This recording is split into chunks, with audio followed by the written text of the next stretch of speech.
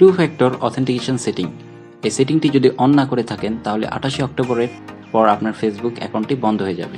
তাই অবশ্যই আমাদেরকে 28 অক্টোবরের আগে এই সেটিংটি অন করে রাখতে হবে। তো এই সেটিংটি দেওয়ার মূল কারণ হলো আমাদের আইডিটি যাতে হ্যাকিংয়ের শিকার না হয়। এটি মূলত ফেসবুকের একটি সিকিউরিটি আপডেট। তো এই সেটিংটি কিভাবে অন করবেন সেটাই আজকের ভিডিওতে আমি দেখাবো। তো চলুন কথা না বাড়িয়ে ভিডিওর মূল টপিকে চলে যাওয়া যাক। তো এই জন্য আমি আমার ফেসবুক অ্যাকাউন্টটি ওপেন করে ফেললাম।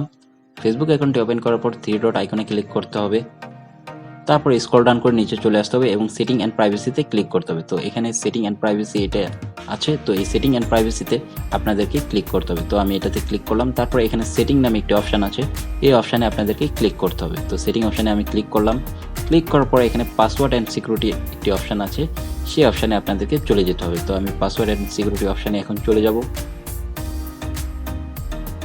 তারপর এখানে দেখুন ফার্স্টেই একটি অপশান চলে এসেছে, check your important security setting.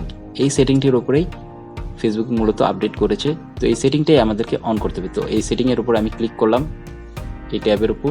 তো দেখুন এখানে আমার পাসওয়ার্ড ওকে আছে, লগ ইন অ্যালার্ট এটা অন আছে এবং লাস্টে টু ফ্যাক্টর অথেন্টিকেশন এই সেটিংটা অফ আছে।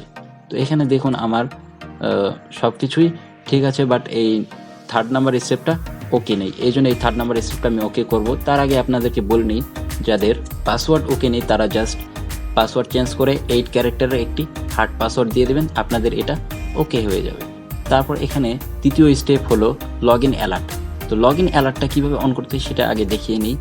তো আমি ব্যাক চলে যাব, ব্যাক চলে আসার পর স্ক্রল ডাউন করে নিচে চলে আসতে হবে। নিচে চলে আসার পর এখানে get alert about unrecognised log in এই অপশানটিতে ক্লিক করতে হবে। তো এই অপশানটি ওপর আমি এখন ক্লিক করব। এখানে একটি সেটিং আছে, সেই সেটিংগুলো আপনাদেরকে অন করে রাখতে হবে। তো এখানে দেখুন নোটিফিকেশন, মেসেঞ্জার, ইমেল অ্যাড্রেস এই তিনটা আপনাদের অফ থাকবে, এই তিনটা আপনাদেরকে অন করে দিতে হবে। তো এই তিনটা আমি অন করে রেখেছি, এই জন্য আমার লগ ইন অ্যালার্টটা ওকে আছে। তো আমি আবার এই অপশানে চলে আসলাম, চলে আসার পর এখন টু ফ্যাক্টর অথেন্টিকেশন সেটিংটা অন করবো, এই জন্য আমি টু ফ্যাক্টর অথেন্টিকেশন সেটিংয়ের উপর ক্লিক করলাম। তারপর এখানে গেট স্টার্টেড অপশানের উপর ক্লিক করতে হবে। তো এখানে তিনটা স্টেপ আছে, সিলেক্ট ইওর সিকিউরিটি মেথড। তো এখানে অথেন্টিকেশন অ্যাপ একটা মেথড আছে, তারপর টেক্সট মেসেজ একটা মেথড আছে, তারপর সিকিউরিটি কি একটা মেথড আছে। তো আমি আপনাদেরকে সাজেস্ট করব টেক্সট মেসেজ দেওয়ার জন্য। তো আমি টেক্সট মেসেজ দিচ্ছি। তারপর এখানে জাস্ট আপনার একটি নাম্বার অ্যাড করে দেবেন, অ্যাড অলরেডি থেকে থাকে তাহলে সেই নাম্বারটা দিয়ে জাস্ট এখানে ভেরিফাই করলে ওকে হয়ে যাবে। তো আমি নাম্বারটা অ্যাড করে নিচ্ছি, নাম্বারটা অ্যাড করে নেবেন আমার মতো করে, খুব ইজি। তারপর নাম্বারে একটা কোড যাবে, সেই কোডটা এখানে জাস্ট সাবমিট দিয়ে দিতে হবে। আর কোডটা যদি আপনাদের না যায় 1 থেকে 1.5 মিনিটের মধ্যে, সেই জন্য তখন আপনাকে জাস্ট রিসেন্ট বাটনে ক্লিক করতে হবে। রিসেন্ট বাটন ক্লিক করলে আপনার কোডটা আবার চলে যাবে।